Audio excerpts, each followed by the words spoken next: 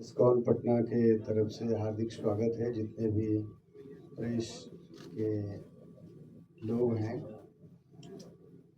प्रत्येक साल की भांति इस साल भी हम लोग भगवान जगन्नाथ की रथ यात्रा 7 जुलाई को तत्पर हैं निकालने के लिए। जैसा कि आप सब जानते हैं कि भारतवर्ष में 4 स्थल है जो बहुत ही महत्वपूर्ण है, जिसको 4 धाम बोलते हैं। द्वारका, जगन्नाथपुरी, आपको बद्रीनाथ और रामेश्वरम। तो ये जो यात्रा है, ये यात्रा जगन्नाथ जी की शुरू हुई द्वारका से, भगवान श्री कृष्ण, और वही स्वरूप जगन्नाथ जी के रूप में भगवान श्री कृष्ण स्वयं आए। उनकी बहन सुभद्रा और उनके जो भाई हैं बड़े बलराम जी अपना ही स्वरूप को लेकर के पुरी में आए। दारुण के रूप में, लकड़ी के स्वरूप में आए समुद्र के तट पर। आज भी वह जो तीर्थ स्थल है अति महत्वपूर्ण है। भारतवर्ष के अधिक से अधिक लोग वहाँ जाते हैं, दर्शन करते हैं, और हमारे बहुत सारी सभ्यताएं समाप्त हो गई। आप देख सकते हैं कि अलग अलग सभ्यताएं थीं जो हमारे यहाँ आए, सब समाप्त हो गए, लेकिन ये सभ्यता कभी समाप्त नहीं हुई। ये सबसे बड़ा महत्वपूर्ण है कि भगवान जगन्नाथ पहले भी थे, आज भी हैं और कल भी रहेंगे। जो जगत के नाथ हैं, यानी जगत के मालिक है, वो कभी समाप्त होने वाला नहीं है। उनके द्वारा जो चलाया गया अभियान है, जो प्रचार है, जो लीलाएं हैं, वो समाप्त नहीं होगी। चाहे दुनिया के कोई भी लोग आ जाएं भारतवर्ष में, उसको किसी तरह से तहस नहस करने का भी प्रयास करें, संस्कार सभ्यता को, लेकिन यह मिटने वाला नहीं है। इसलिए यह प्रथा पुरी में जब से प्रारंभ हुई, राजा इंद्रद्युम्न ने बनाया था उस मंदिर को, और वो परंपरा आज भी है। और शुक्ल पक्ष आषाढ़ जो है, द्वितीया को निकलता है रथ वहाँ से भी। और यहाँ भी हम लोग पटना के बाद पुरी, लगभग हम लोगों का 2000 से शुरू किए थे, 24 है। 24 वर्ष खूब आप लोगों के सहयोग से, सभी यहाँ के जनता के, हमारे भक्तों के सहयोग से काफ़ी प्रचलित रहा है बिहार में पटना रथ यात्रा का। और हम हर साल इसको आगे बढ़ाने की सोचते हैं। इस बार हम लोग बेली रोड में जाएंगे और सब कुछ जैसे शुरुआत करते हैं हमारे दीप प्रज्वलन करके, झाड़ू लगाने के लिए जो परंपरा है जिसे राजा ने लगाया यहाँ के, तो उसमें भी अधिक हमारे मुख्य अतिथिगण इस बार आएंगे। और अधिक से अधिक भक्त लोग जो कीर्तन करने वाले हैं देश विदेश के, वो लोग भी आ रहे हैं। और भाग लेने वाले भी लोग, क्योंकि बेली रोड बहुत चौड़ा है हम लोगों के लिए, भगवान जगन्नाथ के लिए बहुत सुंदर मार्ग है। और संयोग से जितना प्रसाद हम लोग वितरण करते थे उससे जस्ट डबल हम लोग सब चीज़, अधिक से अधिक रास्ते में 2 से 2.5 लाख लोगों का हम लोगों ने अनुमान किया है कि इस बार आएंगे, प्रसाद वितरण की जाएगी। और रास्ते में अनेक लोग, पहले 10-20 लोग करते थे, इस बार भी करीब 40-50 लोगों के द्वारा आरती होगी, पूजा होगी, और भगवान जगन्नाथ के को स्वागत किया जाएगा रथ का, भक्तों के द्वारा, हमारे गणमान्य आजीवन सदस्यों के द्वारा। और यहाँ से हम लोग चलेंगे बुद्ध मार्ग से, इस्कॉन से तारामंडल होते हुए, और सीधा बेली रोड में इनकम टैक्स गोलंबर से जाएंगे हम लोग म्यूजियम के पास, वहाँ पर कट है, वहीं से रिटर्न करेंगे रथ यात्रा। और वहाँ से वुमेंस कॉलेज होते हुए कोतवाली, और इस बार डकबंगला चौराहा हम लोग टच करेंगे, क्योंकि वो एरिया शुरू से हम लोग रहा है, हमेशा चलाते रहे हैं। तो पिछले साल छूटा था, इस बार हम लोग फ्रेजर रोड जाएंगे, डकबंगला चौराहा, और वापस कोतवाली होते हुए आएंगे पुनः बुद्ध मार्ग में, जिसका समापन तो नहीं कर सकते हैं, रुकेगी रथ और आरती होगी। इसके बाद हम लोग इस बार 10,000 लोगों का प्रसाद वितरण, प्रसाद प्लेट फुल मील देने का प्रावधान किए हैं। तो जगन्नाथ जी की ये जो महिमा है, बाहर आते हैं सब लोग, लेकिन ये भगवान जगन्नाथ की विशेषता है कि साल में एक बार वो बाहर जाते हैं।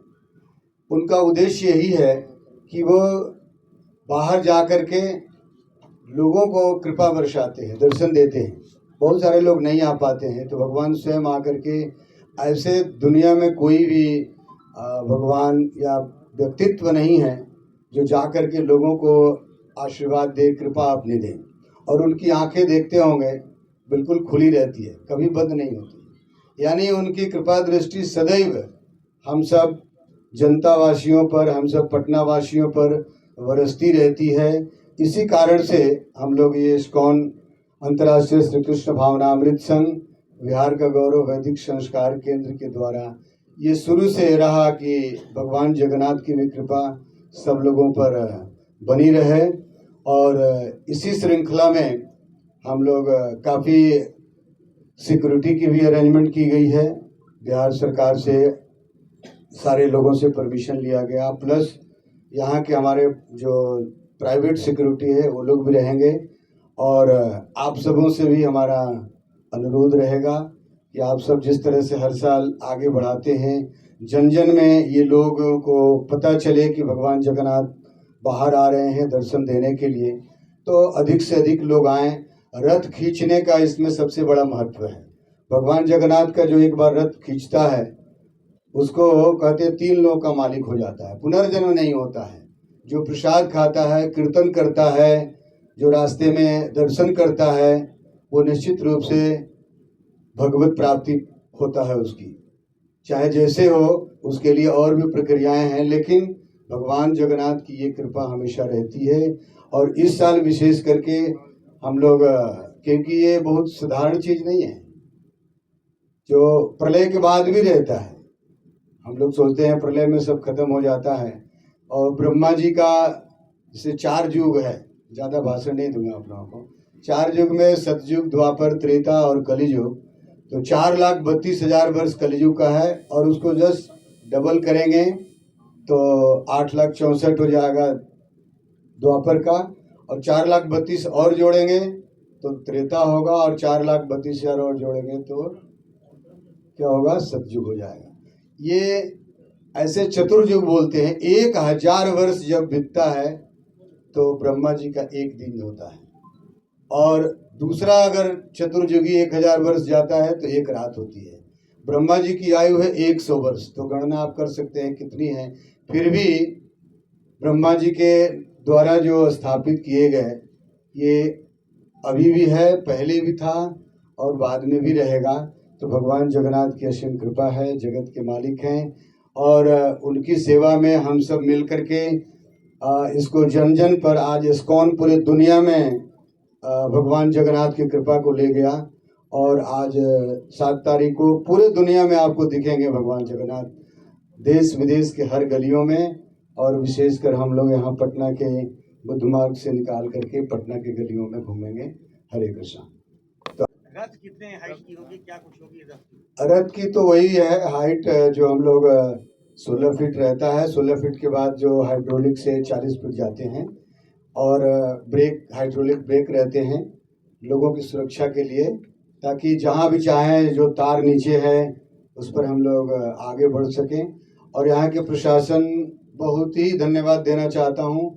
जहाँ हमारी रथ जाती है बिजली कट जाती है वहाँ, तो रिस्क की कोई संभावनाएं नहीं रहती हैं, क्योंकि बहुत सारे चीज़ होते हैं जो कहना नहीं चाहिए, लेकिन अभी तक भगवान की कृपा है, सरकार का सहयोग है, आप सबों का भी सहयोग है, जो लोग दूर दूर से सुन करके आते हैं और प्रसाद लेते हैं, रथ खींचते हैं और फिर अपने घर चले जाते हैं। विदेशों से भी मंडली आ रही है। समय 2:30 से रथ प्रारंभ होगी और 7 बजे तक वापस आएगी। विदेशों से भी मंडली आ रही है जी, देश विदेश के हम लोगों को इनवाइट किया गया है, रशियन कुछ भक्तों का, तो लगभग सब लोग आ रहे हैं। और कुछ झांकियां भी निकाली जा रही है इस बार, विशेष करके अलग अलग, जैसे इंद्रदुम्न राजा थे, झाड़ू लगाते, उनके स्वरूप को लेकर के झाड़ू लगाएंगे।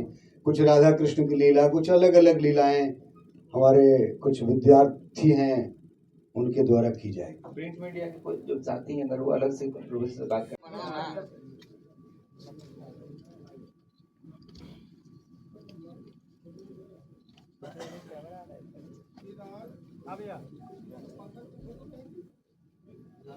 बोलेंगे हमरा के का इधर देखे